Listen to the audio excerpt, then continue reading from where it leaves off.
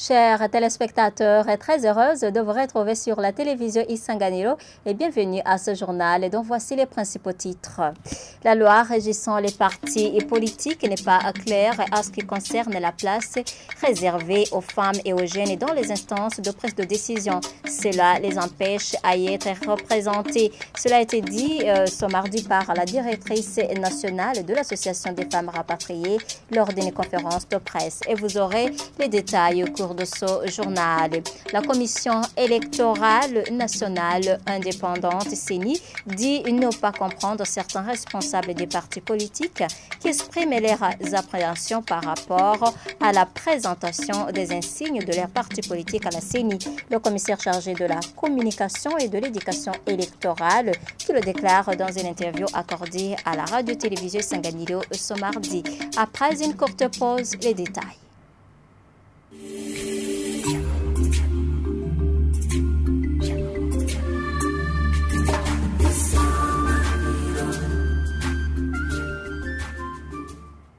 Encore une fois, bienvenue à ce journal. Je vous le disais en titre, la loi régissant les partis politiques n'est pas claire en ce qui concerne la place réservée aux femmes et aux jeunes dans les instances de prise de décision. Cela les empêche à y être représentés. Cela a été dit ce mardi par la directrice nationale de l'Association des femmes rapatriées lors d'une conférence de presse.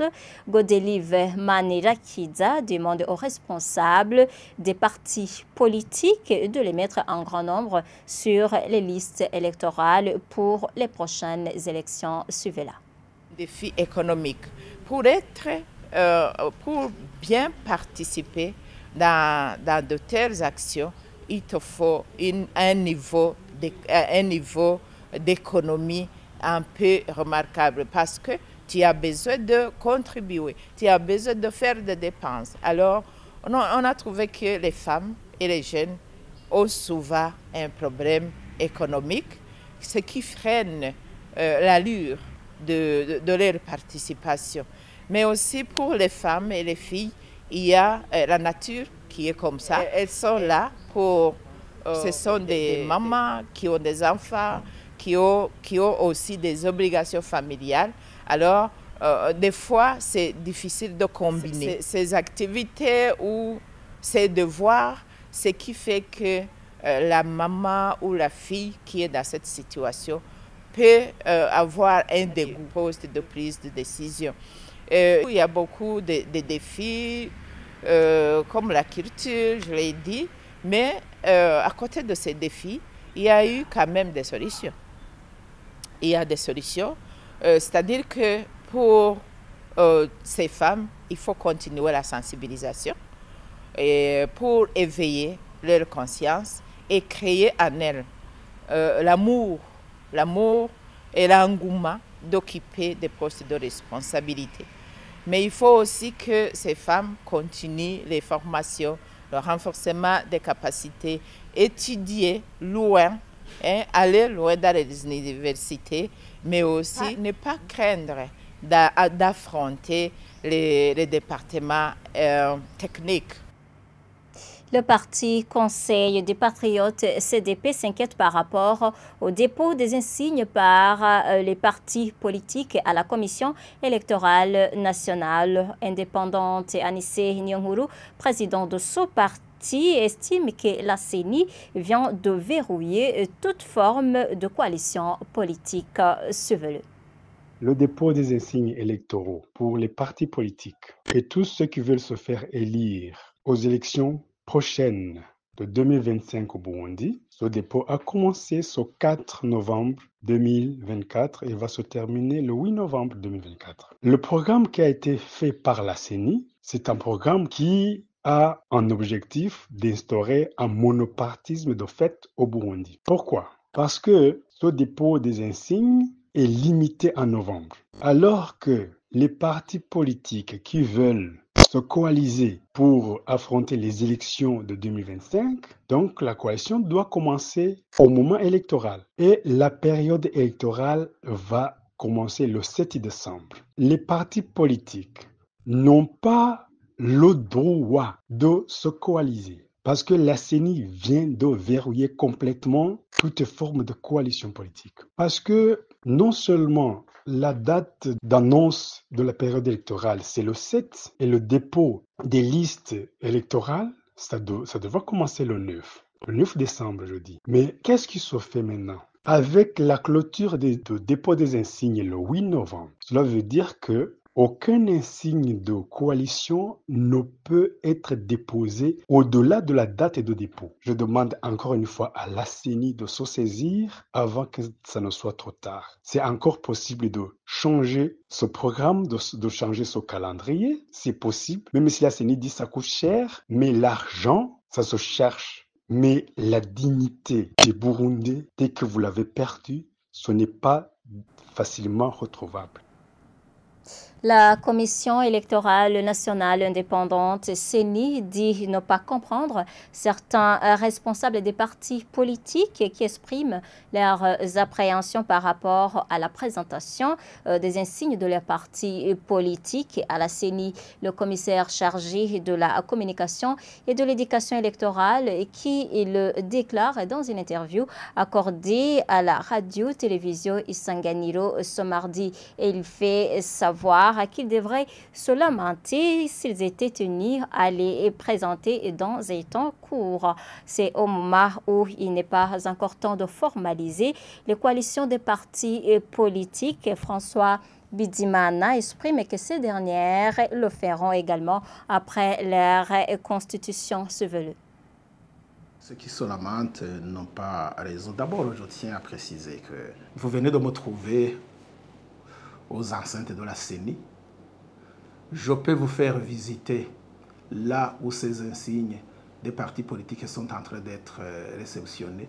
Ils sont nombreux, les partis politiques, qui affluent massivement pour présenter leurs insignes des partis politiques. Leurs insignes. Je ne vois pas donc qui sont ces partis politiques qui se lamentent alors que la majorité des partis politiques agréés au Burundi ont déjà déposé leurs insignes dans les enceintes de la CENI.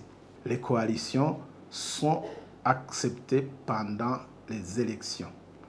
Et le décret de convocation des élections va intervenir le 7 décembre 2024.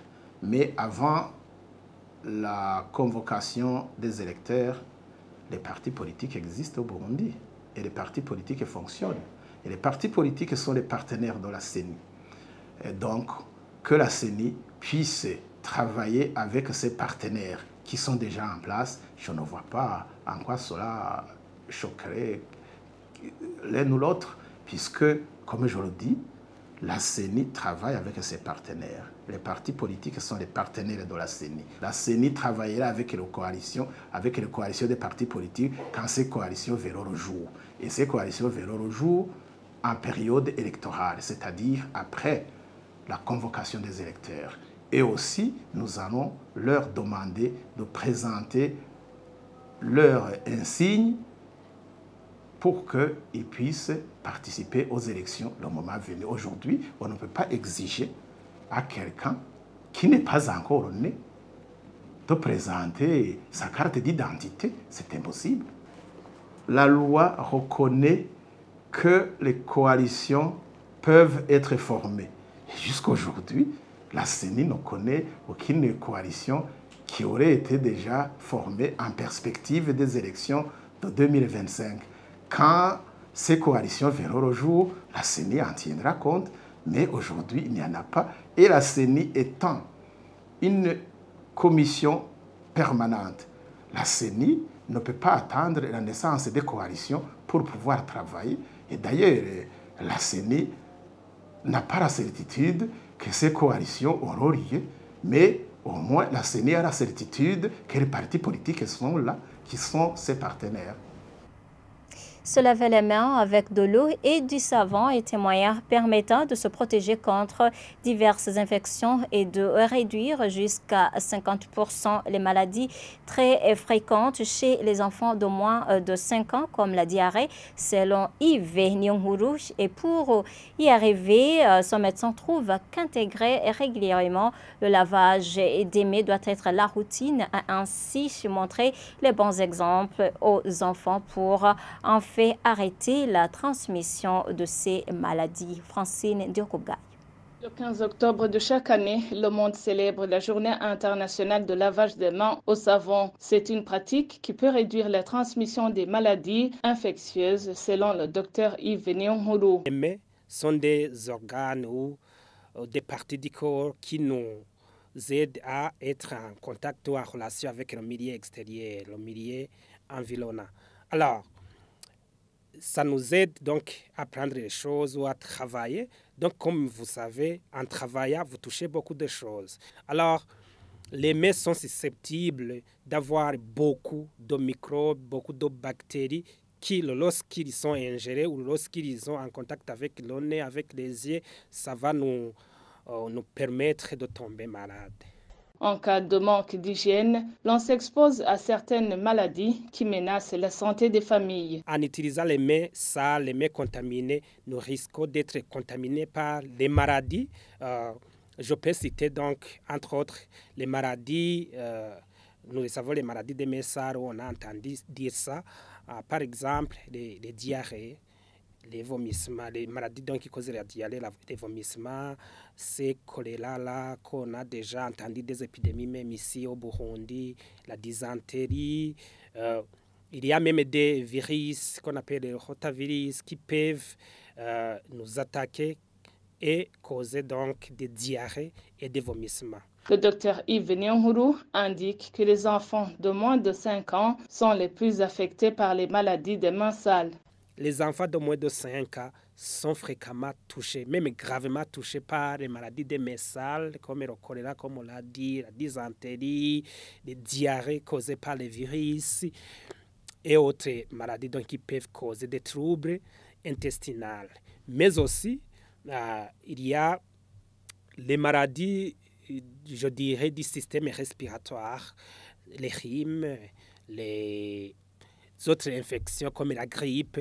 Toutes ces maladies-là sont graves pour les enfants. Ils peuvent même entraîner des hospitalisations pour les enfants ou même les rendre incapables donc, de faire ce qu'ils devraient faire ou de grandir normalement. Il faut éviter d'utiliser l'eau des rivières et des lacs souvent souillés. Ce n'est pas la question de se laver, mais qu'est-ce que vous utilisez pour se laver?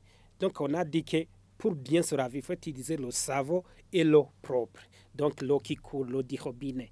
Si vous utilisez alors l'eau du lac Tanganyika ou l'eau des rivières, où il y a même des puits où on va donc puiser de l'eau et puis on va l'utiliser dans le lavage des mains.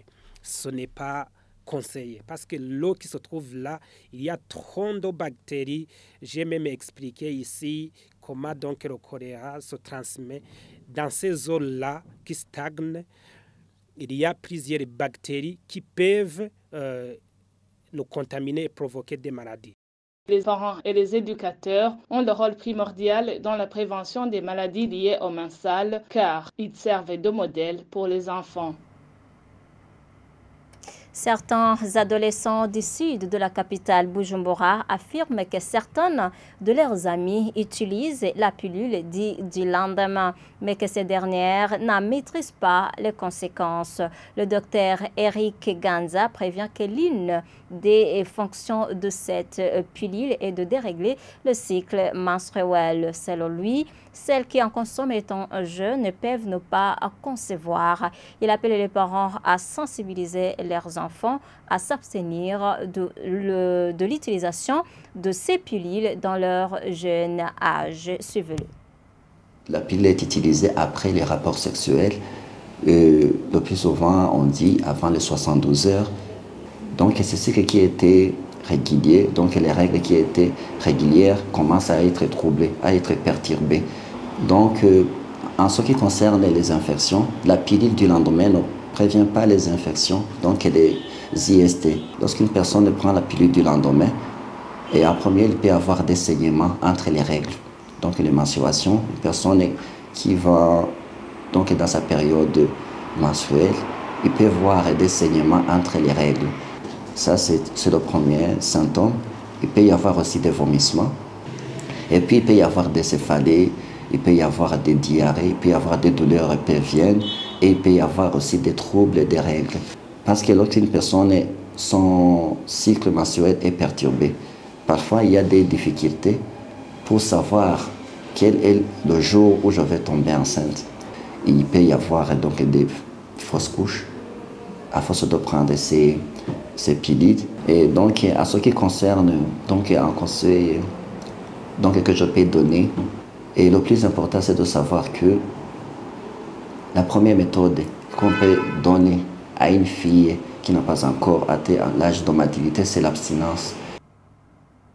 Eh bien, chers téléspectateurs, c'est la fin de ce journal. Merci à tous de l'avoir suivi et bonne suite des programmes de la télévision Isanganiro.